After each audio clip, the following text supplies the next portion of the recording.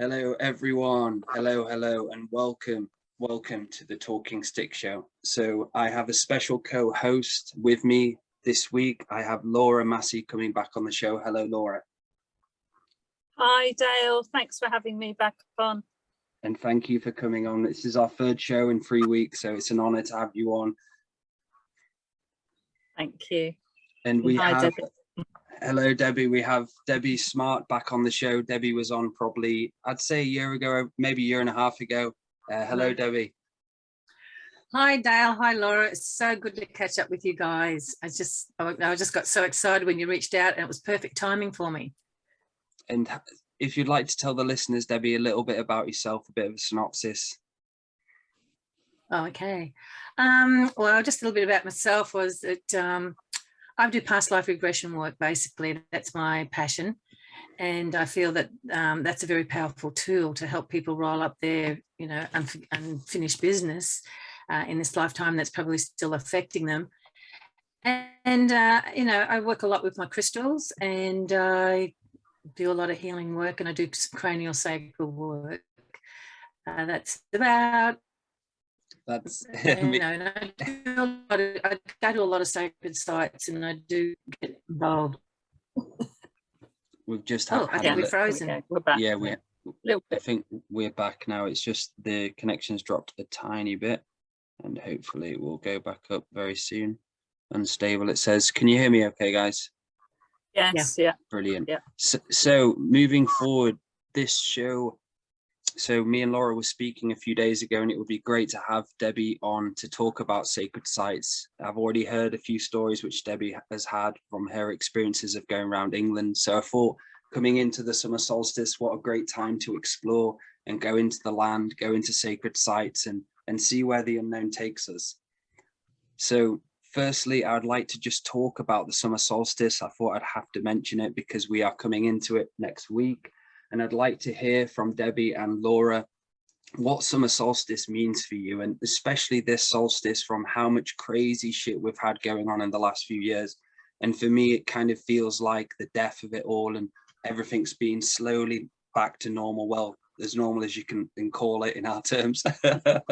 So starting with you, Debbie, what does summer solstice mean for you, and how has it been this solstice for you coming up? Well, I'm really excited for this solstice, actually, because I've planned a trip to go to Mount Shasta, and there's an amazing, huge medicine wheel there that's about a mile in radius at the base of Mount Shasta there. And but for me, the solstice is a solar energy, which is more the cosmic energy. It's a more powerful energy. The equinoxes are more grounding, and it's more working with the earth. But the solar energies are working up more in the realms, and this is a powerful time to start changing and bringing back into balance, bringing in our intention for peace and back to harmony back on this planet. Yeah, and that's what I'm going to be working on at Mount Shasta, is bringing about more balance and peace. Yeah. And you've been to Shasta quite a bit, haven't you, before? Probably it's been nearly it started off every couple of years, but it keeps calling me back. And it's interesting because last summer I went, I bumped into Bill Homan. He's the keeper of the Mitchell Hedges crystal skull. And we did some energy work there with the group, and it was really, really powerful. And then my granddaughter Reza and her partner, they had a soul family group there that we all met at Hedge Creek Falls, and it was extremely powerful energy of shifting and working through the ley lines. It was just really, really powerful. Yeah, beautiful. I love that. And Laura, for you, what does summer solstice mean for you, and how has it been this solstice from all the crazy shit, all the roller coaster of what's happened in the last few years? Yeah, totally, isn't it? Just, and I don't know for some it's going to get any better, not being sort of downcast on this, but just being sort of real, which really brings the fact that we need to do some of these practices to sort of outcreate some of the not great energies that can be around at the moment or that are coming up. So for me, obviously, it's the time of the greatest amount of light. And you can tell from the colour I am that I spend a lot of time in the sun and love it. So that this whole time of year, most of June will be and has been for the last couple of months, just storing that light. So I will do exercises that I create myself as a battery and store that light, you know, all the way down the spine, all the way down the vagus nerve, and creating a big ball of light in my tailbone. It's also a time for me to anchor the light, although I totally agree with Debbie. It is almost a galactic thing and a celestial thing, and the sun being our portal. We all, I think most of us feel very connected to the sun, and if we don't, we ought to, because it's absolutely, you know, it's what we need, and we need to store up this energy to see us through, especially the winter months. So it's usual for this time of year where I'm collecting the firewood, often with grandchildren, doing the usual shamanic things, you know, praying over it and getting ready for a small fire I'm having. Mine is always about the usual calling in the directions, working with the 7 directions, and there'll be a cleansing time. I like to leave excess energy with the fire. It's all the usual practices, but it's just enhanced, and it's enhanced by the levels of alchemy you incorporate leading up to solstice as well. And it doesn't, as we know, it doesn't have to be done on the solstice. Mine might not be. This year I've got the lovely addition of my deerskin drum, so I'm really excited about that, and actually having other people with me. So often my solstice, simply because of the nature of work I do and who I've been able to meet, has often been on my own. So this year it's going to be fun as well, and a celebration. Beautiful. And we have, thank you, Laura, and we have our co-host has just arrived. Matty, hello, brother. Can you hear me okay? Yes, I can hear you. Yeah, okay. I'm so sorry about that, guys. I was in a creative phase and I just got completely taken away by it. It's okay, brother. It's great to have you on, man. And so I've already asked Debbie and I've asked Laura, what does summer solstice mean for you? And especially from what we've gone through in the last few years, what does this particular summer solstice mean for you and the energies coming in for you? This is an emotional and personal one for me. It really is. This year has been extremely traumatic for me, but not in a sort of, not in a sense that, I've had my eye off the ball. On the contrary, really, my spiritual journey became quite dangerous this year, which is something a lot of people don't talk about. I got lost in grandiose experiences, and as we all know, every time you do something new for the first time, you generally get it wrong the first time. And with spirituality, that can be quite a dangerous thing. So I've had a very traumatic time this year with those kind of frequencies. So I've luckily had some help, and I'm sure we all know who helped me out. Somebody came to just put me on the right track. So luckily, it didn't get really destructive. So I'm very much connected to the sun. I call myself almost a sun worshipper, really. A lot of my meditations that I do and my processes involve the sun in a big way. So the sun for me is the major part of my ceremonial process. So it's an opportunity this year. So for me, I've decided to go all out, really, just to really cleanse all of the experiences of the last 12 months from my body, my spirit. And so I'm gonna be doing, it's a full moon tomorrow, isn't it? So I'm going to do 7 days of ceremony. I'm going to do a 7-day fast with colonics and a big ceremony, a big ritual at the end of it on the solstice. Lots of meditations and things like that. So we've just been running around today trying to get prepared for tomorrow's ceremony. And I've decided to document this one as well for our Two Feathers Medicine YouTube channel.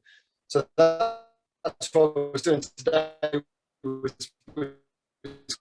Creating videos and editing videos, and it's a big cleanse. It's retrospect and no expectations, just putting in the effort, taking this week, this next 7 days to just really focus on removing the trauma from my body and just looking forward to a new solar rotation. Beautiful, beautiful, brother. And for me personally, this solstice and last year and coming into this time has been probably one of the hardest challenges for me over the last few years. Last year, I lost my father in the space of 3 or 4 months from diagnosis. So for me, this summer solstice is a big and what's next for me. It's about maintaining what I'm doing, keeping to the journey, making sure I'm doing inner work on myself. And last year was fucking crazy, but I still put the effort and intention in looking after myself, keeping myself as balanced as I could.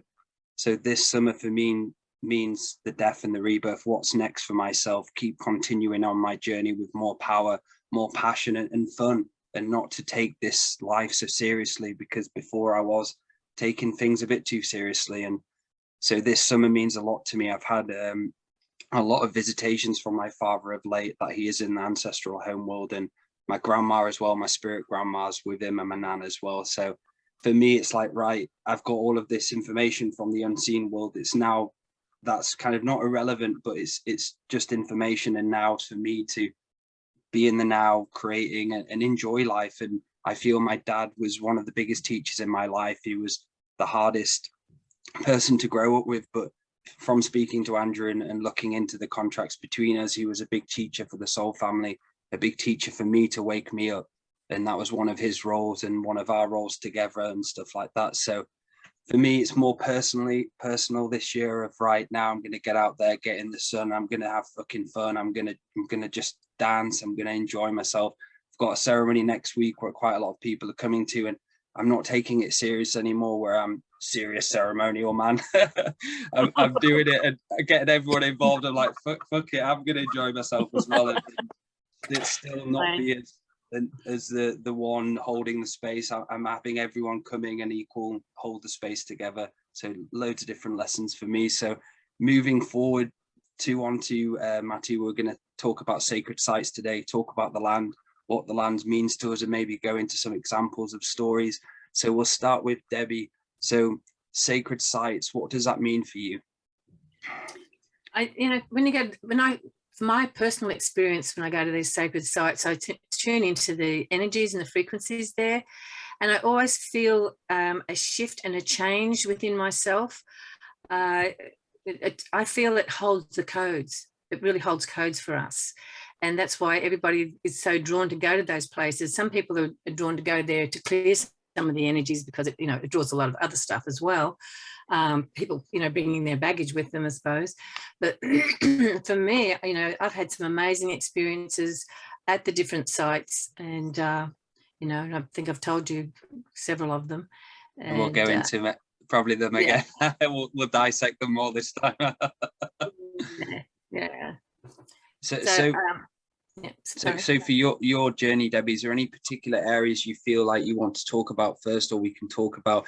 I know you came over, what year is it you came over to England, and you went to the rebirth, the birthing stone, didn't you? That was, yeah, how many years ago was that?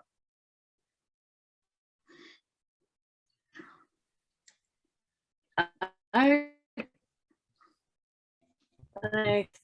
think that might be too sure. It was prior to me going, Debbie, because you'd cleared it by the time I was there. So I went in 2016, and you had been a few years before, hadn't you, with a group? Yes. Yeah. I've been. It just all is like a blur. These years have just gone by so fast. And someone sent me one of those memory things in Facebook, and it was like from 5 years ago, and I went, it was 5 years ago. I thought it was just like a year and a half ago. You go into no time when we go through all these different experiences, and it all becomes like a no time experience. And yes, the birthing stone was very, very powerful. And, I was commissioned to take a certain crystal skull there that had been activated to open up the portal that Aleister Crowley had closed, the feminine portal there. And, so that was one of the things that, that I went very quietly and did. And it was great, Laura, that you went there and you felt the shift in that energy, and you got to experience that. Yes. Yeah, I did. And I was so pleased you'd been first. He's always been a bit of a teacher for me since going back to, I don't know, it's when you first worked with Andrew, isn't it? All those years ago. Yes. And it might be good. Yeah. I just feel very, very, very strong connection with you. I think we kept. Can everyone hear me? Dale? Okay, the internet keeps going. Oop, oop, oop. Yeah, It keeps waking up. Then it's like I can hear Debbie, then I can't hear it. It's that northern internet, mate. It's that northern internet. There we go. It is. Internet. So it might Internet, be great yeah. Internet. it might be great to start then with, so going to a sacred site for people listening or are interested in going to sacred site, never been to a sacred site before. What are some of the important responsibilities we have to have when we go to these sacred sites? Because like you say, Debbie, people do come with junk. People do make the land worse than it was, even worse or whatever. So if you want to start, Laura, then we'll go around and just a bit of responsibility and how important responsibility is going to these sacred sites. Totally, it is, because sacred sites are a portal. They're there for a reason. They're ancestral. The ancestors reside there. You can't just go willy-nilly like they do with the tanks rolling across Salisbury Plain or the tumuli there. You have to go with a degree of respect, and you have to go in equal co-creation, non-competition and non-hierarchical order, with prayers, with an offering.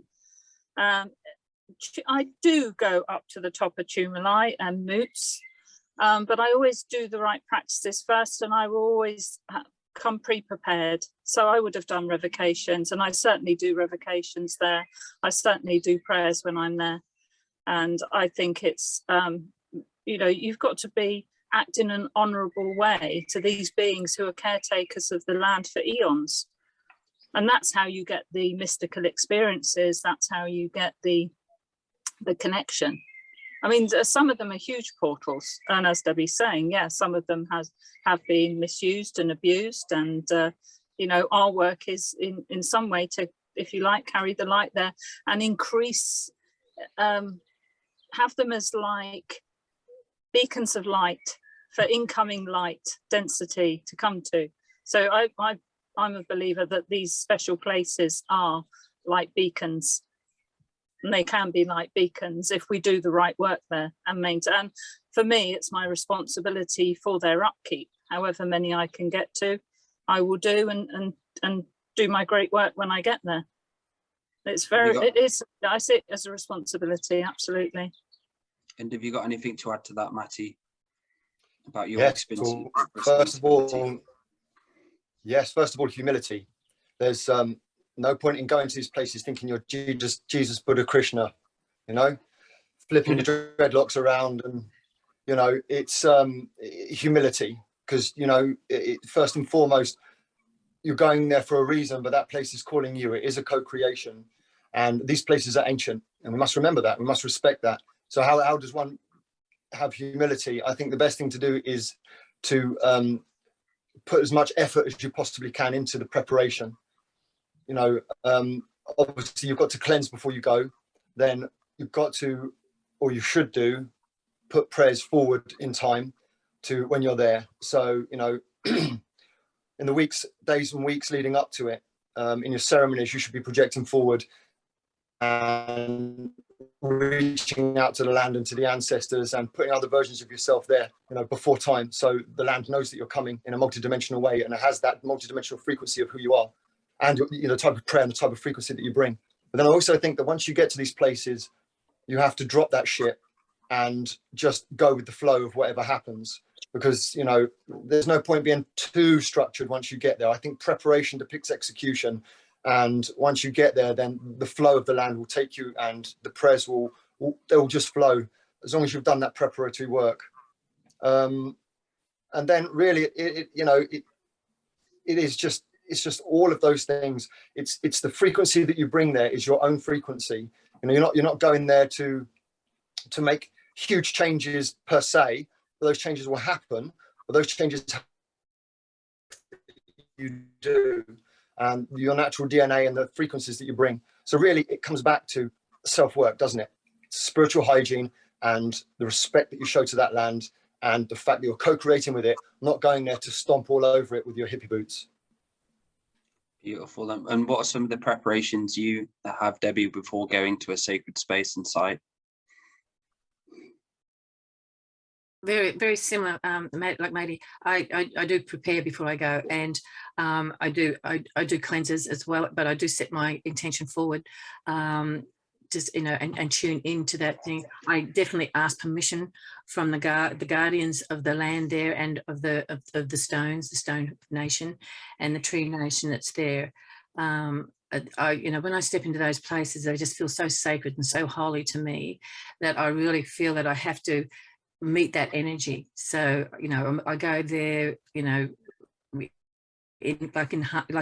humble attitude too, to be open up to bring the light, whatever's needed there, but also to receive whatever the land wants to give to for me to bring back to share also with people. You know, I've had some amazing experiences just because I've opened my heart and my mind to, you know, allow these things to flow, and I've been able to share it with people to encourage them to go and experience these things too. Yeah. Beautiful, beautiful. And it reminded me then of when I went to the first time. I think you've been to Merlin's Cave before, haven't you, Debbie? Yes, yes. So I went when I did my cranial sacral one last year and a half ago. Yeah, a year ago. I went down there. It was only an hour away to Tintagel.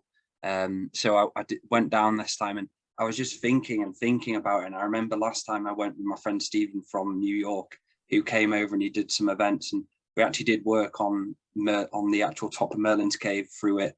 And I remember thinking it was a great experience, but this time, like you touched on, Matty, I'm actually going to just go and experience it and feel good within it, and actually just experience the land for what it is, instead of trying to go in to change anything. Like last time, it was kind of like a mission.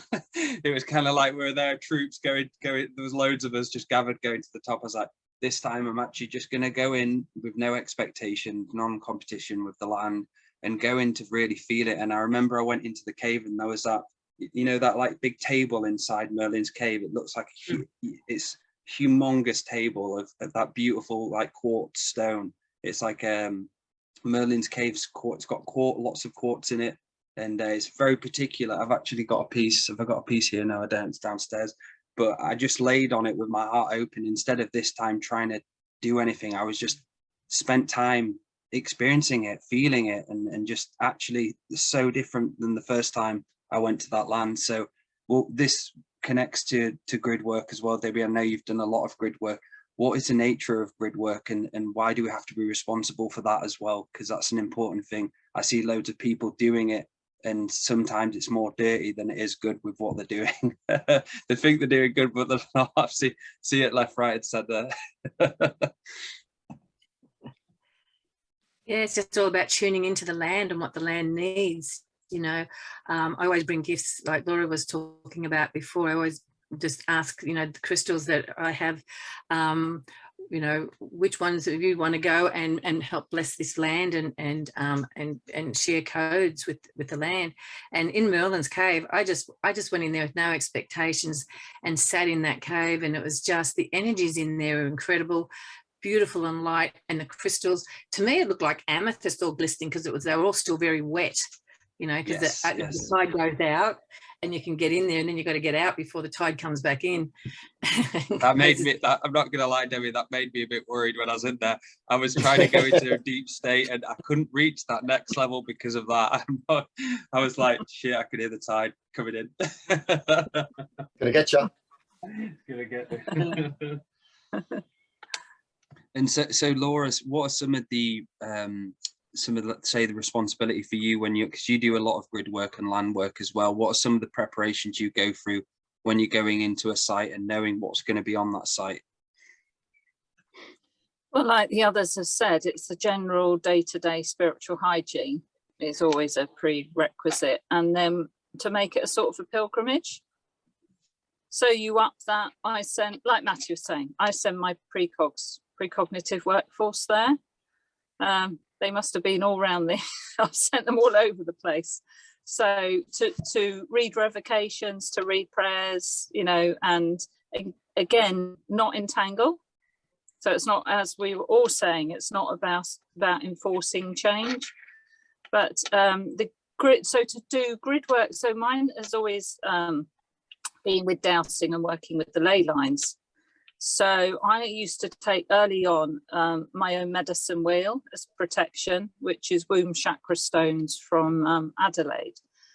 Beautiful. I've got 7 of them, so that's perfect. and I will set that up and do the usual opening and prayers and so on. And then what I learned fairly early on with Andrew is that roads and railways hijack the leys. So they take the energy, or energy lines, if you want to call them that. So they divert the energy away from the sacred site. So I always saw some of my work is to endeavour to realign some of these back with the sacred sites. So you can, I ended up not using my rods because in the end your feet are like a pair of dowsing rods, you know, because you're feeling the energies of the land through your feet.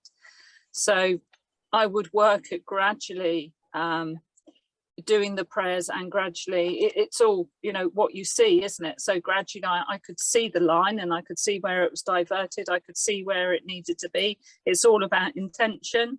And also a lot of the time you can expand the energy of a site by, I would always take some stones from the center and then gradually move them out. Might take 4.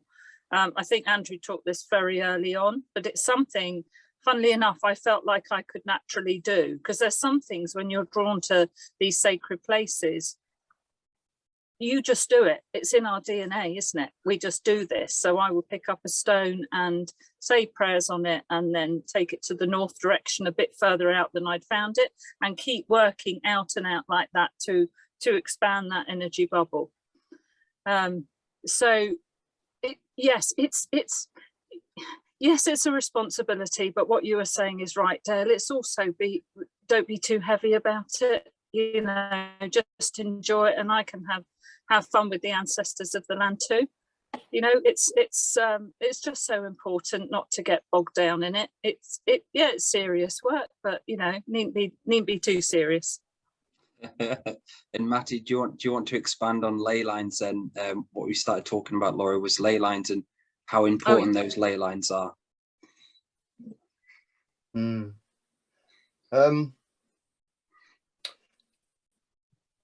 So I have a bit of a different, I just try to figure out what I can say and what I can't say, because me as an alchemist, I have a bit of a different frequency. I haven't really traveled around to many of these places. The last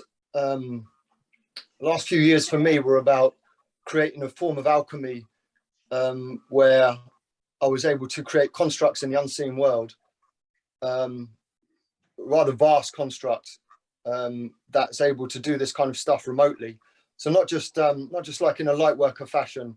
You know, this is what I got into trouble doing, actually, creating these greater constructs. And so I've developed a form of spiritual machinery that's able to affect not just ley lines, but like the water on the earth and various other frequencies that most people don't really go into. I struggle for the words to describe it. So when I look at ley lines, it's almost like the chakras of our body. They can work for you or against you. So what we know as ley lines are not actually the natural grids of the earth. When I look at the earth and its natural energy makeup, it's very different than all of these kind of grids, lines. It looks very different to that to me. So I have a very different perspective on it, Dale. I think a lot of people when they're going out and about and they're doing this what they call you know, grid work, it's a fart in the wind. You know, it's go to these places, people go to these places and they think they're making these huge gestures, but as soon as they leave, everything just goes back to the way it was, you know, because the unseen world is much more stronger than their own belief and their own practice. There are myriad of different ways that we can affect these systems. Excuse me, but we you know, it's about how large you are in the unseen world, how impactful you are in the unseen world, as to whether or not you actually have any clout. So I know ley line. I know I didn't really answer the question there, but ley lines are something of a misdemeanor for me. I hope that makes sense. Yes, it makes perfect sense, brother. And it's great to have your perspective on it and go into different layers and hear different sides to it. It's really, really unique what you're saying. That Northern Internet's kicking in again. Is it kicking in again? It keeps looping up and you'll down. hear it's okay. Yeah. So this would be the next to go into. If Debbie, for you, a question would be, so when we go to these sites, do we go alone if we are doing any work on the site? And what can be found at these sites we have to be prepared for? Because there's a great story of a lady who came to one of my trainings last year or a year and a half ago. I've not seen her in a few years, and she went up to Scotland and she went to this, it was in Edinburgh, and she went to this dungeon, and she said, I went in there and I felt all of this negative, dark stuff. Then she said, and this is, she went back and she thought she'd go and clear it on her own. And she went back, and I don't think she protected herself. And she got annihilated for probably about 2 months. She was down, depressed, and she had no energy. And that was a huge teacher, that story in itself, about you have to be fucking responsible for doing it. And what do you have to do then, Debbie, going to a site, going alone, or what are some of the things you have to prepare for, what may be in the ley lines or be in the land itself? Yes, you do have to prepare yourself. And like we're talking about, you know, cleansing and doing prayer and revocations of clearing our own energy, so that, you know, that we go there. I never go to these places. Actually, I haven't had the opportunity to go there by myself. It's usually with on a pilgrimage with a spiritual group, and or meeting up with the soul family, and then doing the work as a group, or coming together. But we all also set the container of protection around us. I've got my own technique of a protection cylinder around myself as well.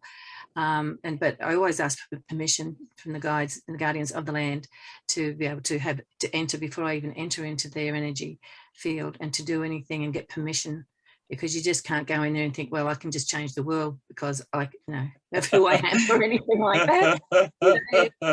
Superhero costume comes on. Yeah, you go in there to absorb and just bring your light, and if it makes a difference, wonderful. Sometimes you go there and you receive the energies, and you receive codes, and that you can take out to others and share. It's also different, and it's different for everybody. Everybody's got a different journey that they're on, and they bring something different to it's like a jigsaw puzzle. Everybody brings their own piece to it. And so I look at it and say, there's no right way, there's no wrong way.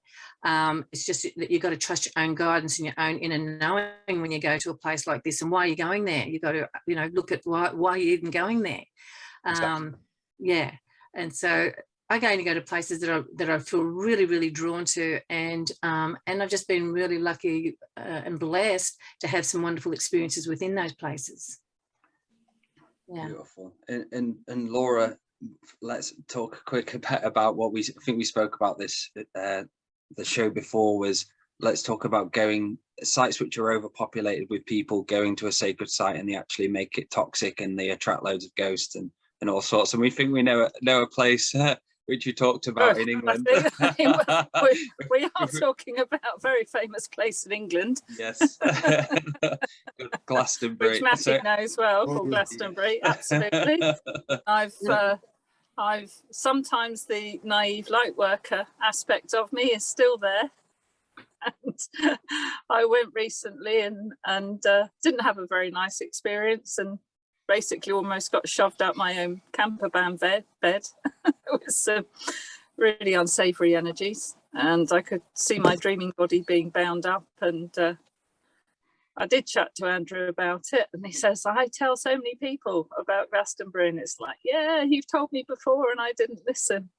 But it's one of those, isn't it, really overloaded places where I think I did a little writing about it, and I described it as, I think, like an entity fest, because people are taking stuff in uncleansed, it's mixing. I know Matty's got some very strong views on Glastonbury, and he was one of the ones who said I wouldn't touch it with a barge pole.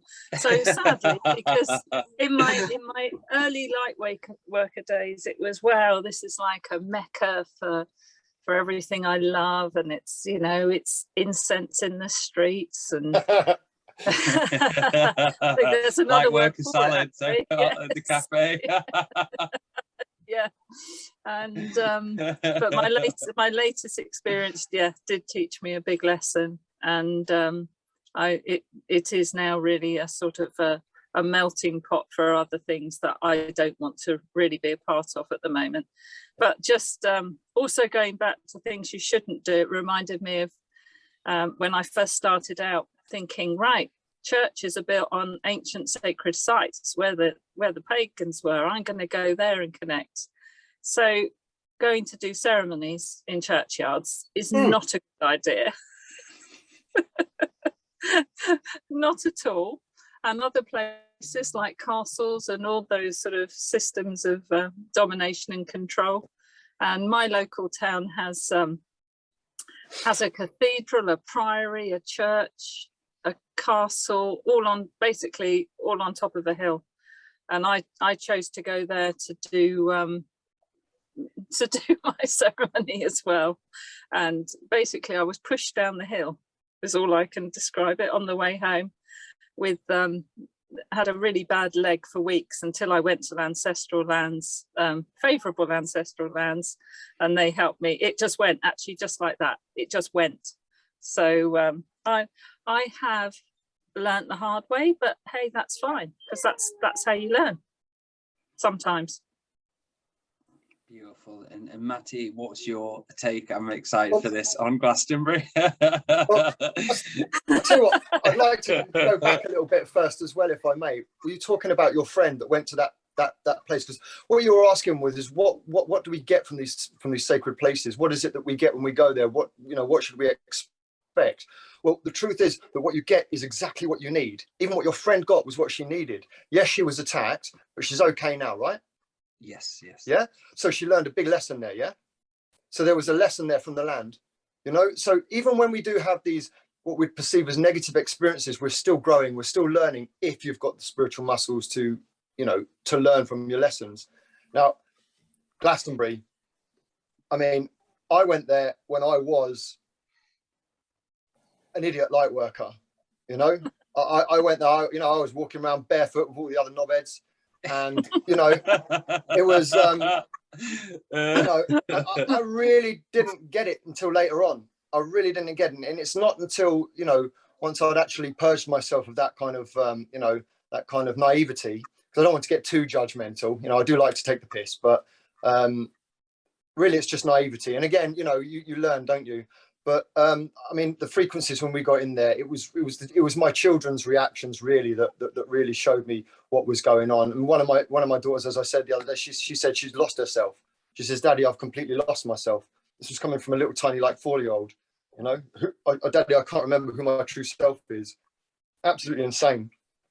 So me, I just know, any of those places where you go, it was like, how can I explain it? If you go into a crystal shop and you're just looking for crystals, there's always somebody in there trying to show how goddamn spiritual they are, right? People that need to express it, so Glastonbury is just, everybody's like that. It's the place where all of those people come to. And I think the reason for that is all of the negative stuff that's been there. So if you're spiritually naive, then it's going to bring you in and draw you in. So it's one of those places that creates a spiritual lasso to bring those people that are spiritually naive to feed from them, Mm-hmm. And you can feel that frequency when you go there. It's I won't get too judgmental, but just avoid it. It's just one of those places that somebody else is going to have to sort that one out. Yeah. Have you been to Glastonbury before, Debbie? Yes, I actually stayed in Glastonbury for like 3 days with that pilgrimage that I was on, and honestly, the energy is just like I can really feel it, and and everybody, and there's some people in that group, like you said, there's some people who are just like crystals and and all airy fairy and all that sort of thing, and that draws them all in there. And I just didn't feel that draw in Glastonbury at all. And I have to be honest, I didn't feel it at Stonehenge. I felt it was like something had been sapped from that energy there. It just felt wrong. I just couldn't get into it. And at Stonehenge, there's something wrong with that place. Yeah. Yeah. Stonehenge has been reused. So Stonehenge is a place where I mean, obviously, the stones that are there now have been put up again in the 1800s or the 1900s, weren't they? They're not in their original place. They were actually knocked down and then put back up again. So they weren't done with the same spiritual practice behind it that originally would have been. But from what I can see of Stonehenge is the original builders intended it for something very different, but the ones in our more recent history had a more nefarious reason for being there. And that's what you can feel, can't you? Yes, definitely. And I felt that when I went to that trip. It was when I went to Merlin's Cave the first time. Me and my friend Stephen were with probably about 9 people on a pilgrimage. We went to Wales, went down to Glastonbury, Avebury, Silbury Hill after Glastonbury. And on the first night, we got there about 10 o'clock, and I was walking around on night time, and I was like, fucking hell, this is ghostly place. This, like, it felt really eerie and like really heavy and like awful feeling. And the next day everyone went to the tour, and I said to my friend who had the same experience, was like, should we just fuck this off and go to Merlin's Cave, which is 3 hours that way? So we just went to Merlin's Cave, and everyone went. I stayed in Glastonbury for one night, and I think I walked around for like an hour and a half, and I just said, no, this doesn't feel right to me. It felt like, and I think Andrew's talked about this before, it attracts ghosts left, right and center. And when you're dealing with spiritual people, there's a lot of light attracts more dark as well, so they can have more of a feeding, a feed, or whatever you want to call it. So my experience is very similar to all three of you. That is, it's a very strange place, isn't it? And I do feel that it's not meant to people to live on it. It's meant to be a place to go and pilgrimage to, and everyone's kind of like dropped left, right and center, build houses, and now it's just a big, huge town. And the festival as well, which is happening, is it next week? I think Glastonbury happens on the summer solstice. And again, that's going to attract shit loads of ghosts, shit loads of density and so on. Can I share a story about Avebury? Yes. So the first time I ever went to pilgrimage was at Avebury, actual intentional pilgrimage. And I had a dream where I remembered being there at the time when it was fully functioning. And there was me and some other people in a little cave. And we were very frightened. And when I looked at the main Avebury circle, there's a huge portal above it. And what would happen was ships would just manifest in this portal. And there were these small ships, and then this huge kind of semicircle shaped ship that was there. And these other ships appeared and started to fire at that ship. And this ship just went whoa and phased out. And when that happened in my dream, I woke up and all the electrics in my house went out. And it was just such a powerful experience, you know. And so I went there, and I have to say that I actually felt very at home at Avebury. I really, really enjoyed it, and I'd love to go back. But when I went to the main Avebury circle itself, where they've got the village, and they built that little village right within the circle, I actually went to ask permission to you, because I've just got a small little camp gas flame, you know, the ones that you screw in just to make a cup of tea, that kind of thing, you know. I had one of those, but I did think I'm going to ask permission before I use it, you know. And so I went into the main building and I asked permission. And when they had to call the manager, this lady came out, dark magician, and she was trying everything that she could to stop me from making ceremony on that land. And, you know, she was putting words in my mouth and calling other people. And then she had to call some other fellow who was also another one of these dark magicians. And in the end, I just said, well, okay, I won't use the fire, but I'm still going to perform ceremony. And if looks could kill, I would have dropped dead right there and then, I tell you. So actually, I think a lot of these places are still run by dark magicians, and that's all it is. It's not that the places are massively haunted and that it can't be sorted out. It's just that unfortunately, the control systems have got people in place to make sure that that doesn't happen. Totally agree. Maybe it's a good thing they're all in one place. Maybe the universe has got plans. Well, we're all in this together, aren't we? Melting pot of dark wizards. Sorry, Natty. And that's okay. A wizard is a wizard. We're all here to resolve our karma. So, you know. Yeah. I felt like Camelot Castle too. I think that's in Tintagel, Camelot Castle. So haunted. The experiences that the group that were all in there just like felt like we were suffocating in there. And then the woman who runs the tours, and she has a connection with the Star Elders and all that sort of thing. And so when we go to these different sites, she gets all these messages, and it's all wonderful. And anyway, she left her room. She said she felt like she got chased out of her room, and she went outside, and then something just like whacked her that she couldn't see. She went down, dislocated her whole shoulder, dislocated her jaw. It was incredible. And I just went, because as soon as I walked in there and went into the room, I just said to James, I can't stay here. This place is absolutely haunted, and it's like suffocating energy. It was just horrible. Yeah, that's the dark rituals. Indeed. You know what kind of rituals they are. We don't need to talk about those, but they happen. They happen. Yes, they do. And I think I spent time there too. Because I saw the paintings on the walls, and even though they look like beautiful butterflies, there's this dark energy coming out of them. It was like tentacle-y type. Oh, it was just horrible. The butterfly is a symbol for the dark magic, isn't it? I don't know, is it? Yeah, it represents the children that are mind controlled, and butterflies used quite often in it's reverse symbology, isn't it? Yes. So the guy who owns that castle and runs that castle, I'm trying to think what organisation he belongs to, and it's mainly just I don't know whether it's the one that Tom Cruise is in or something. Anyway, he's Scientology. Yeah. Scientology. Yes. And it's all his artwork all over the walls, and in every one of them has some butterfly in them somewhere. Yeah.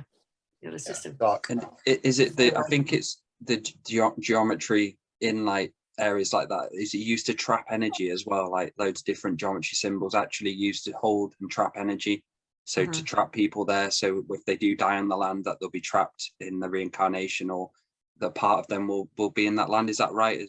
I think Andrew talked about that a while ago, talking about the geometry cities and places on sacred sites basically have geometry, say symbols and everything dotted around the site to make sacred geometry on the land to literally just trap people, trap spirits in there. So when you go to these sites, it's just shitloads of spirits just trapped in the land.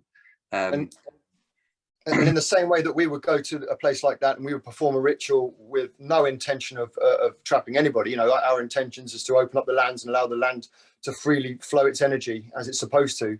If you perform dark rituals on those lands, then things happen like Glastonbury.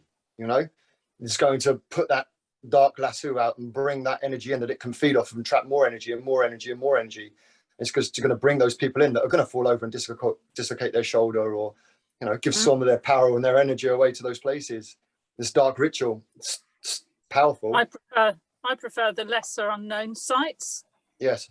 Across the downs here, or where we've done work, Matty. Yes. Because then you're not getting that mix of energy either, or unless I was particularly called. But I tend not to go in castles, and certainly not in dungeons. I mean, there are places you just don't go, aren't you? I mean, locally, there was a mental hospital, and they've changed them into apartments, and a Victorian mental hospital institution. Not even a hospital, is it really? It's an institution where we know how badly the Victorians treated mentally ill people. And you can imagine what is held in the walls. And my sister stayed in one of those flats, and I don't think it was like an Airbnb at the time. And I don't think that was a very pleasant experience. I certainly wouldn't want to live in one of those. It's held in the walls, isn't it? Yeah. However, if I were to find myself residing in a place like that for whatever reason, then I would not be frightened at all to clear that energy. No. I certainly wouldn't want to go and do it on a martyrship kind of frequency, thinking, I'm going to go and save everybody. But if the people that live there asked me to come and do that, then absolutely, why not? Why not? I wouldn't be afraid. No. And when you came to England, Debbie, what was some of your favourite personal areas where you visited the sites? Well, of course, the birthing stone. I love that area there. The frequency. Once we cleared that portal, it was really, really beautiful. I one of my most favorite places that I went to, and that was the main reason I actually went on that particular pilgrimage. One of the first stops we stayed was Glastonbury. I just wasn't drawn to go the tour. The whole group went up to the tour, and I just said to my husband, I just don't feel like I want to go up there. So I had to just work with my own intuition about what I engaged in, what I didn't engage in. But my main thing was going there was for the Roslyn Chapel in Scotland. I got really drawn there. I know that they talk about the Knights Templars and that they thought that there was hidden treasures buried under the church and all that sort of thing. I actually see the treasures actually in the stonework in the chapel itself. There's all the symbology of life. They're all carved in the beautiful stonework and everything. And they just opened up the crypt the day that we went there. And so we went downstairs, and there was a lot of carvings in the walls of different symbols and stuff like that.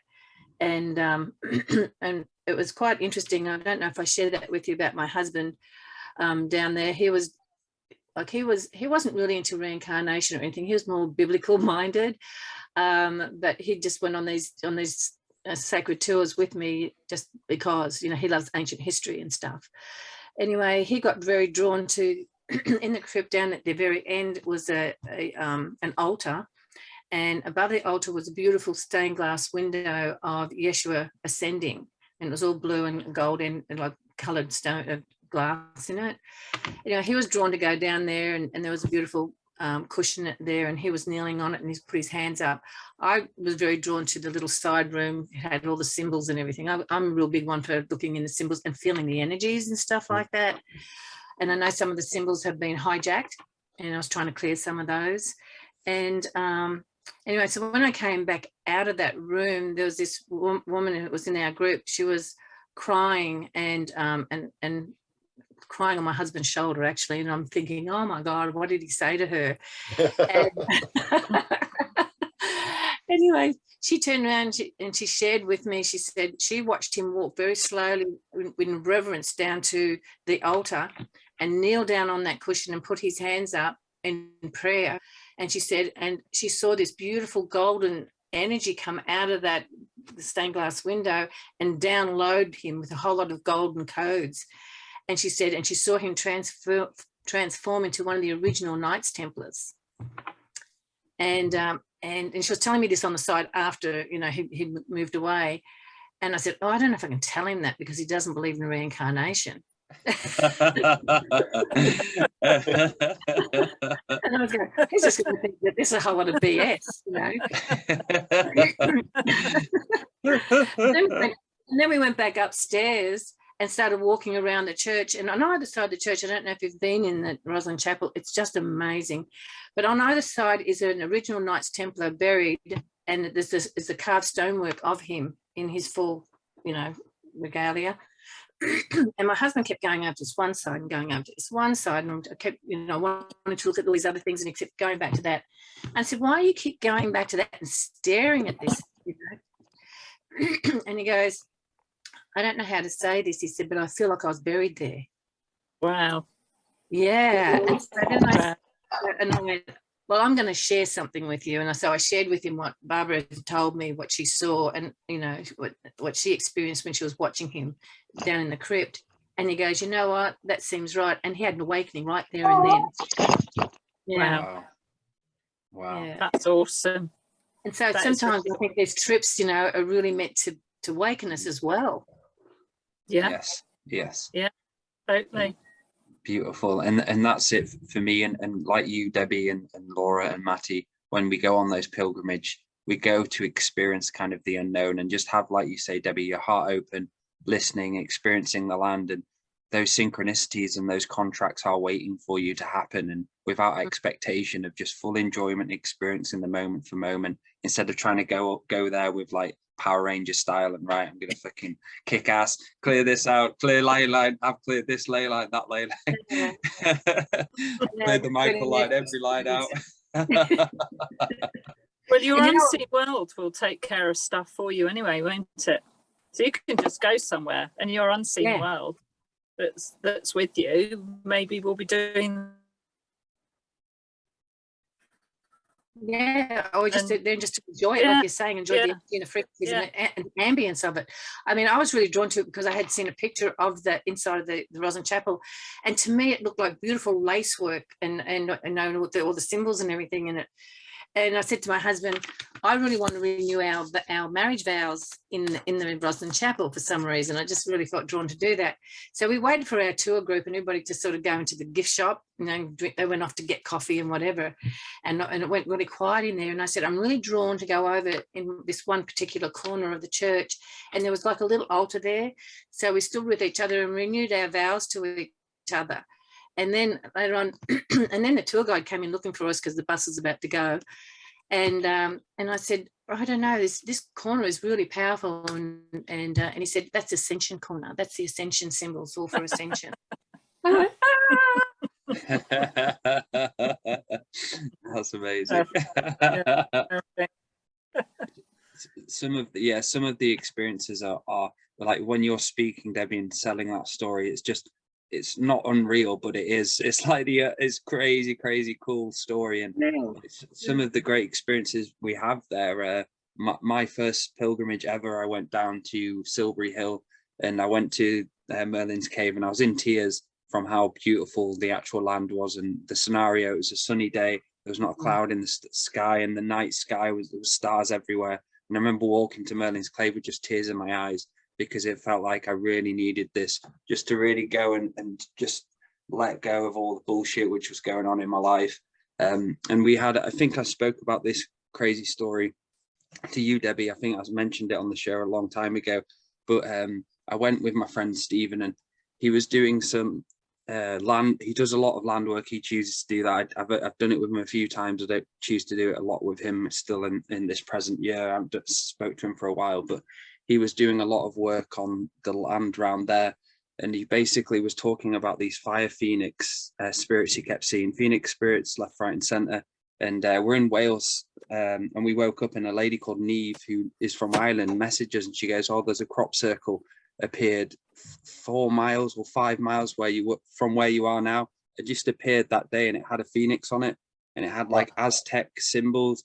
I'll have to find the picture, but in the morning we got woken up to this about 7 a.m. and he was just like, Neve's just messaged us saying, look at the cropcircle.co.uk, just literally appeared then of this phoenix. So we went over on this pilgrimage of all going on to these places. We went to Crop Circle, and it was so fucking cool. There was like a little UFO caravan, you know, goes around to each and every one of them and gets money for the farmers and stuff like that. And they've just got pictures of all the crop circles they have. So like you say, that experience for me, Debbie and Laura and Maty, was just phenomenal. I didn't expect or think in a million years I'd go to a crop circle with a phoenix on as one of the Aztec and like Maya symbols on it. Synchronicity. It's amazing. Yeah. And any stories you'd like to share, Laura, about your visits to sites around England? I work a lot with the elements when I go to sites, and I've got a wind whistle. So I always like to summon in the wind, and that has worked for me. I mean, just to clear the energies, you know, just to bring in some fresh air to work with the air elementals there. And yes, my friends who come with me say, you know, if it blows up a bit, it starts to blow up a bit, they say you've been on that wind whistle. So it's just a magical experience, and just all round feeling good. Just like when I go to my DNA lineage sites, it's a feeling of support and almost floating home. You know, there is a sense that you've really co-created something potent with the ancestors, and something that will last. I know sometimes, you know, in my early days, and especially I agree, Maty, with doing some of the grid work and so on, you know, maybe it didn't do much, but you have to start somewhere, and then you have to, you know, keep at it, keep doing it, and then without expectation, as we've all said. And then these things like that, things like the wind getting up, things like that do occur. that things like that, you do get signs that you're working with the elements, that you're working with the unseen. And it is that responsibility, because I remember the second time I ever spoke to Andrew was prior to that trip, and I asked him about the grid work, and I said to him, I felt, for me, it was fun, it was great, but it didn't feel like something I want to really go into full depth and start doing that, because it felt to me that there was a lot of unseen negative stuff pushing back at us when we were doing it. And I asked him about that, and he said, the guy, I don't speak to this guy now, spoke to him for a while, but I told him about the situation and what the guy was doing, and he quickly read the guy, and he said, yeah, you don't want to be following what he's doing, because the amount of people he's pissed off from doing all of this work, and the amount of pushback and karma waiting for him is just beyond. And that was, for me, was a big story, right? Still do the grid work when we go to those sites, but the intention of placing the Earth Mother back to its natural state instead of attacking or fighting, it's kind of going into that human residence, going into that natural frequency, instead of trying to be the crazy warrior of attacking people or attacking beings which are there. And I learned, not the hard way, but I had my toe in the water in that. And from his experience and some of the weird, nasty stuff he'd dealt with, I was like, it's not really for me. I don't really want to go down that karmic road. I just think it's so important to work with the elements. I mean, there's one site locally I do a lot of work at, and then one night going back in the dream, the trees sent me a message which said, bring us more messages of peace. And it was quite clear it was the trees from this sacred site talking to me. So I did. The best metaphor for it is another one from Andrew, which is that the earth is like a flower. He didn't say this, but the earth is like a flower, and we are bees pollinating it. So each one of these sites we go to is a busy little bee, and we pollinate it with our own frequency, and we come away with some nectar, and all we need to do is take our own genuine frequency, our own prayers, our own messages of peace, Laura, exactly as you're talking about. You don't go there to say, I'm going to go there and I'm going to redirect this grid line and I'm going to clear this energy out from this particular wall. No, you take your own frequency, you take your journey, your prayer, your message of peace to the land, and you pollinate the land with that message, and it gives you some nectar back that you can use to, greater increase your peace and your message of peace, to go and do this with more. That's because if you go there with an idea of what you're going to do, you're already an expectation, aren't you? Yes. Has anybody been to the pyramids before Egypt? Oh no, I wish. I'd love to go. Have you, Debbie? Yeah. What's your experience like for going to Egypt? I mean, it blew my mind, because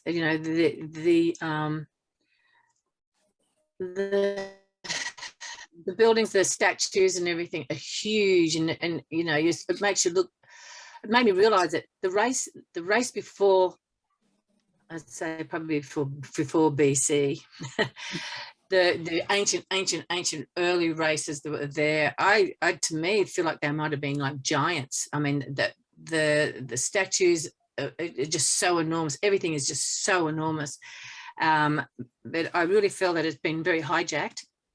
The energies there have been very, very hijacked, and there's a lot, but I know that there's a lot of light workers that go there and try to clear a lot of the energies. I've known of one particular person where there was a group of 4 women that just recently went there, and they became very depressed because it's so overlaid. It's so that the pyramids and everything are so used to harness energies in a negative way, and so they don't know whether they did much, that they tried, and so, but I went there because funny enough, I didn't go there to do any magical work there. I had some great experiences, but I went there because a friend of mine wanted to get married on the Nile. And I just said to my husband, I want to go. I've always wanted to go to Egypt. And I know I had memories of past lives way back when.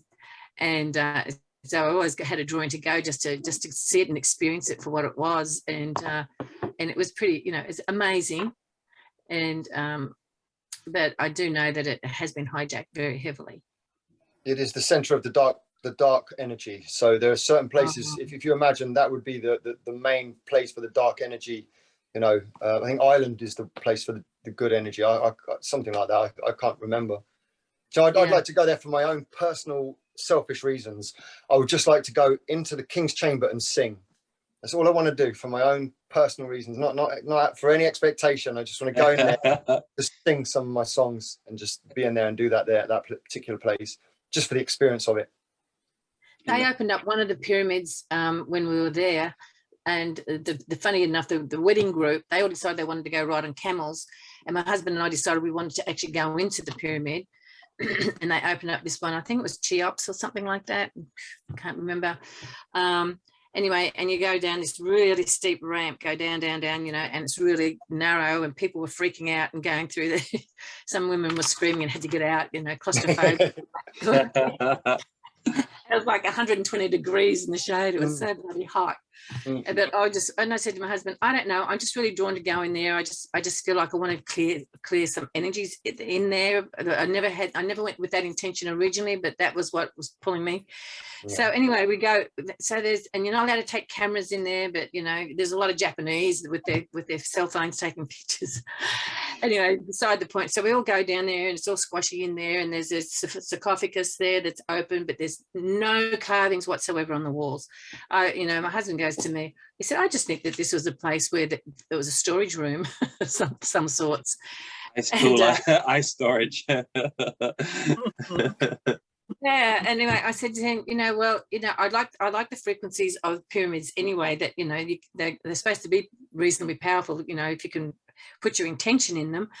But it was just so crowded with people. And I just closed my eyes, and I just, you know, asked my higher self, is there any way that this room can be cleared out so I can just do some work just for 2 minutes, have it empty? And I mean, there's lineups of people behind us too. So I was just like, that's probably an impossible thing. Next minute, the room completely emptied out. Wow. And it was for a full 2 minutes. And I was like, take advantage. quick work. Quick. I say to my husband, hold space.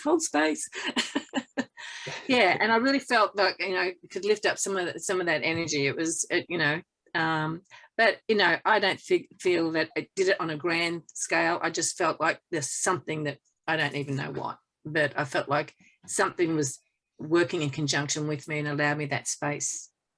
Everybody knows that place. Everybody knows it. It's magical to people that even don't know about magic. So I think it's just for our own personal journeys sometimes, just to make a manifestation in a place like that is a big thing for our soul, you know? Yes. The time, man. You know, probably reconnecting with the past life that I had there too. You know? Yeah, for sure. Bringing back a part of myself. It was lovely. It's a funny topic because for the last 3 days, I've actually been studying Egyptology, and I've never really been that fascinated. But for the last 3 days, I've gone really in depth on it, and I've had a few little coincidences. Yeah. Right. It's amazing. It really is amazing to see. I mean, I think everybody should always go and experience it, just to look at the art, like the artistic, the carvings, and everything was just incredible. Yeah. Yeah, absolutely. Was it the is it the National Egyptian Museum, the main one what's the biggest museum there? I remember that's Andrew talked about that, and I think he went to Egypt, and he said he stood in there for about 2 minutes, and he said he had to get out because it was that they were all waiting for people to activate the DNA and open their DNA from Atlantis and all of the memories. And they're there, bang, right? These people are activating the DNA, and we're just going to feed off them. It's crazy. Yeah, I'm definitely interested just in Tutankhamun, because I mean, I love Tutankhamun. Yeah. It was just absolutely amazing, all gold. It was just it was just incredible just to see it in person. Anubis is the one that really gets to me. I like Anubis. I got one of those, but I bought one of those back. Yeah. So is it Menenzi's daughter who's buried in Ireland? Because there is a big Irish Egyptian connection, isn't there? So in other words, the West took spirituality to the East, is my understanding of it, and then came back again, and stuff we're not told, like there's Egyptian artifacts found over in UK, certainly found in Ireland, America, Australia. Yeah. I think some of them were crowned in Ireland. That's where some of them were actually crowned. Yeah. Yes. This goes through the earth. Yeah. I think there's a portal from Tara Hill Yes. to Egypt, literally a straight portal to there. And I think on the Galactic History show, it was basically Ireland is leftover technology from Atlantis. So all of the stuff that you see in Ireland's leftover technology there. And do you remember, this is something I wanted to ask if anybody knows any more information about this story. But do you remember the lady who Andrew had on the show, the Irish lady? Yeah. What was her name? Do you remember her name? Lovely, wonderful, such a sweet. We speak to her in private. She's not so sweet. Oh gosh. Do you remember Laura? I talked with her as well. Monty, that was her husband. She channels her husband all the time. What did she do?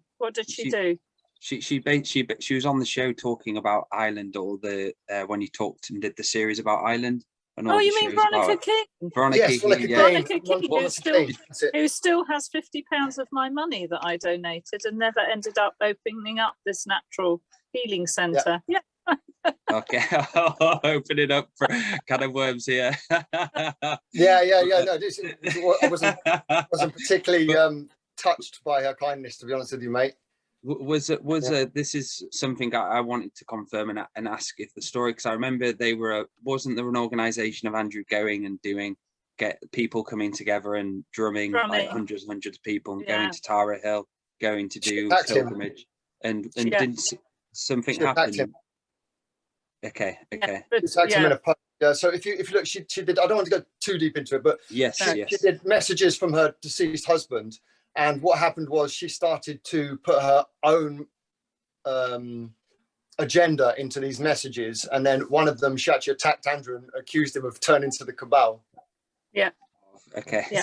Because I read a comment about that. She got captured or something. I just wanted to confirm. I was like, she got captured on a YouTube comment. I said, I really want to ask someone one day what happened to her. Did she get captured by the Knights Templar or some organization? I can't remember what it was, but anyway, yeah, you might have to speak to Andrew privately about that, but he definitely did get they tried to malign him. So and that's somewhere I'd love to visit. Let's quickly talk about womb chakra as well. Does anybody want to start with the womb chakras and why they're important? Because all I know is they raise the consciousness of those at an accelerated rate for those who live above womb chakras. And their birthplaces, that's why they're called the wombs as well. So back when the Earth is fully functioning as a galactic seed planet, these are the places where new life is birthed.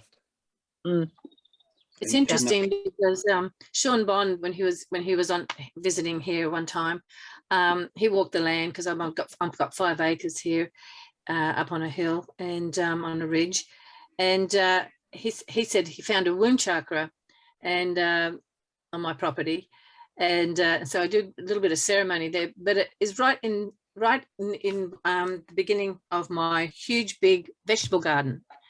And that vegetable garden grows so amazing. Everybody comments, "Oh my God, I can't believe how big your cauliflowers are." And I get beets like this big, and fertility energy or something. Yeah, try crossbreeding. You might be able to get some unique strains of plants and vegetables that no one else has got. That's happened too. Yeah, that's right. Beautiful. Between my butternut squash and my cucumbers, somehow I end up with some weird looking thing. A butter cucumber. It's wonderful. And that's what I remember. Look, if you Google Mount Fuji and see the level of on the womb chakra there, the level of, I can't remember what tree it was. It was a blossom, I think. It's got the highest rate of blossom trees around there. And there's an actual picture of Mount Fuji and you can see the cherry blossom. And it's like the biggest cherry blossom around. And you can see, it's like the Great Barrier Reef, isn't it? As well, you see where that womb chakra is, there seems to be attracting life left, right and center. And the reefs that life kind of gets attracted to those spots, I feel. Yes. Birth from those spots. Yeah. Yes.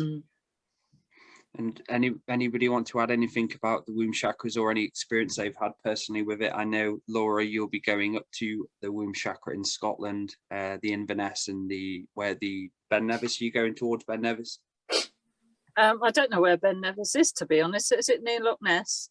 Yes, it is right next to Loch Ness. So Loch Ness is on the womb chakra, which moves around. I remember Andrew confirming this when I asked, was so at the top of Inverness, you follow the line of Inverness going down to Kerry Island, and you just basically follow a line, and 100 miles north and south of that line, it moves around.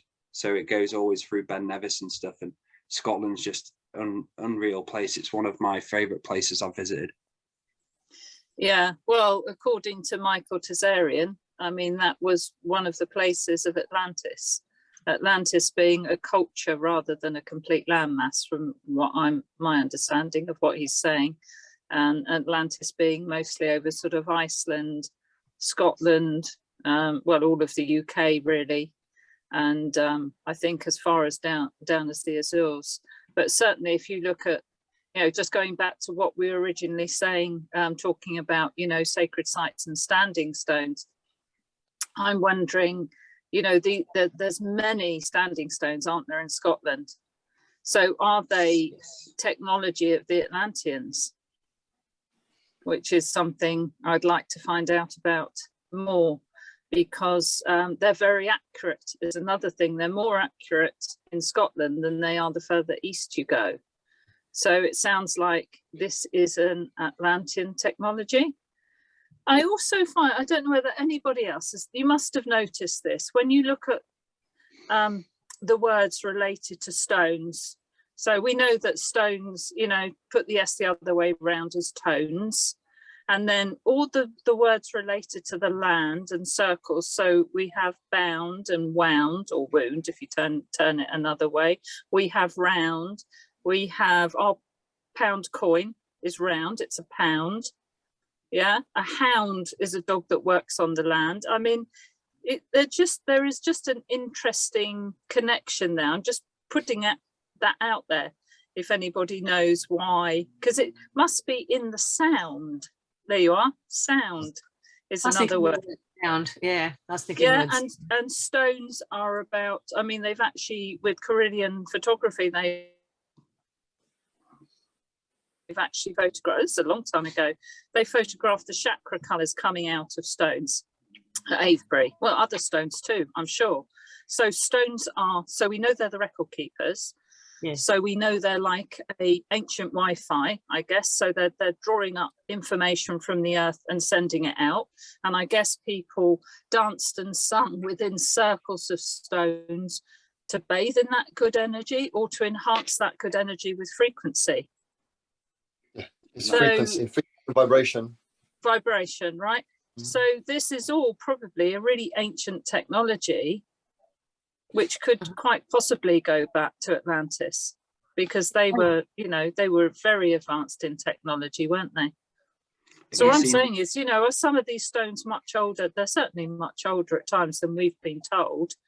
And the problem is, unless we're told the whole truth, unless we're given the whole story of all these things, we really, sometimes I don't want to answer questions. I'd like, talking about stuff, and I'm very confident talking about my experiences, but sometimes I'm reluctant to answer questions because I don't want to give false information, whereas if it's Andrew or somebody like Michael Tazarian, who's done 40 years of research into all this, and he's pieced together all the ancient texts and so on, and he's found the pattern recognition with all these ancient texts. He does a lot with Egypt as well, Matty, which might interest you.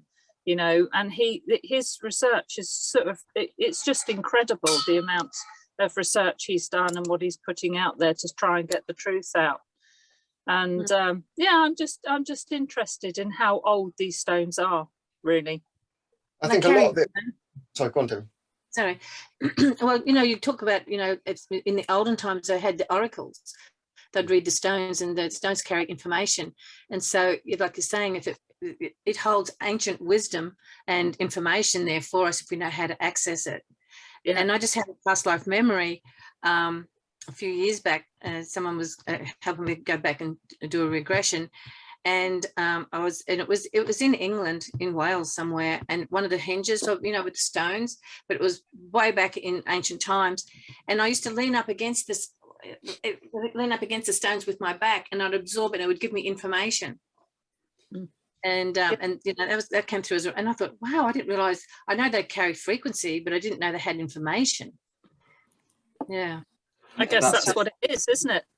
And that's interesting you say that, because that's the Akashic record, isn't it, where it's held within the planet. It's all technology, crystalline technology and stone. In the DNA. So DNA, that's it. And to have that capacity, Debbie, to understand it in that way is magnificent, to see the stone keepers and the stone people and actually realize how important they are for everything, and because they are holding space in a neutral way, recording the information for what the information is from a neutral way without judgment. So yeah, really, really cool. Recording through history. Yeah. Yes. DNA is memory, and the stones are the DNA of the earth. All right. Have you seen is it the Cali Gag Stones? You know, at the top of Scotland, there's a separate island at the top, and they're phenomenal looking stones. There's just a row of them. I'll have to find the name for it. I've got a It's friend the of mine. Isle of Skye. Yes, it's just up from the Isle of Skye. So, have anybody been to Orkney? Been to Orkney at all? No. Whereabouts is that? Is that in Scotland? I think it's off Ireland, isn't it? Yeah, Isle of Orkney. Yeah. There's another friend of mine. She's really big into selling crystals, and she can read stones, and she's amazing about when she picks up a stone, she can just read all this information with it. And I gave her a regression, and she went back to a past life on Orkney, where she was the oracle reader and could read the stones for the people. Wow. Yeah. Beautiful. And she wants to go back there for a trip. I found it sort of Callanish stone, Isle of Lewis. Yeah. It's like it's like someone's just created artwork. It's phenomenal. Yeah. Does anybody know much about Isle of Skye? Because that's something I'd love to know. It looks like a very unique spot. It's really interesting. No, I don't. I'm doing a tour of the Outer Hebrides after Loch Ness, but I don't think it includes Skye. That will have to wait for another time. And I'd really like to, as I say, get some more information, or get some more whole truth, whole story about the places I'm going to, so I know what I'm connecting to. It's almost like I've done this sacred site work, like all of you, like for so long. It's fabulous, and it makes you feel good, and there's a lot of things to share about it, and there's some people just starting out on that journey of going, but I've got to the stage where I really want to know more. Like I was saying just now, how long have they been there? Who put them there? And what's their purpose? Yeah. Go there and ask. Well, that is Lean against them. Yeah, absolutely. Yeah. Go and lean against them and see if they'll share their information with you. Yes. Yeah. But have you seen the Druids Temple one in Yorkshire? That's fairly new. That's probably 150 or 200 years old. That's a very, very strange place. It's really nice when you get there. There's a lot of stuff, really kind of ghostly stuff when you go in there, but it's a really nice site. And Laura, you'll be coming through in August time, so you'll be able to go and experience that. And Thornborough-Henge is a great one. You basically get an aerial view of Thornborough-Henge. It's got 3 henges, and there's huge, massive one in the middle, one on either side. That one is really old, like really, really old site. And they do like Thornborough festival there, where loads of pagans go and do crazy shit. Some crazy stuff goes down there in the equinox. You see some people dressing up and all sorts and doing some naked dances and stuff. Some butt naked people. Yes. Well, the Druids were extremely powerful, wasn't it? Yes. The Druids were extremely powerful until they were sort of wiped out that their practices were wiped out. And I think they were the ones who used to have the different schools. So on one island there'd be a school for maths, and another island a school for art, and it's something that the monks took up a bit later, didn't they? They did it but the Druids had done it before them. They're extremely powerful people. And there was, is it the Picts? When I think when Andrew talked about the Picts in Scotland, that's one of my things to do in the future, is to go to all the Pict sites in Scotland where they were scattered around. And did you listen to that show about the Picts? Full of phenomenal. information. It was a little bit to hold on to, that one, wasn't it? It was a bit dense. Yeah. So the Picts basically got captured. They were a high dimensional society, and this was the time the Roman Empire was kind of taking over everywhere, and the Picts were basically taken off the homeland and sold off and traded with another world, which Andrew was talking about. And they basically freed that world from the heart spark of the Earth Mother they had within them. So they went to that planet of domination in another galaxy or another universe, and they actually freed everyone there because they had the spark of the Earth Mother within them. So they came back, and apparently they're above in the ships with the Andromedans, waiting for us to go through this silver age into the golden age. So they're basically waiting above in the Scotland, and the ship's just fucking waiting, like, motherfucker, I'm coming back.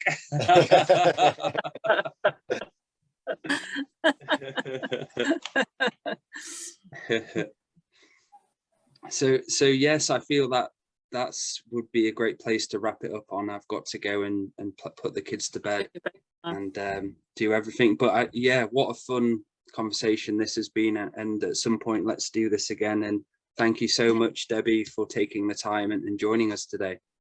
Thank you, for inviting me to enjoy. I really enjoyed coming on there with you, and it's great meeting you, Maty, and it's wonderful to catch up again with you, Laura, too. Yeah, really good to see you again. Yeah, we might have a chat soon. And yes, thank we you, must.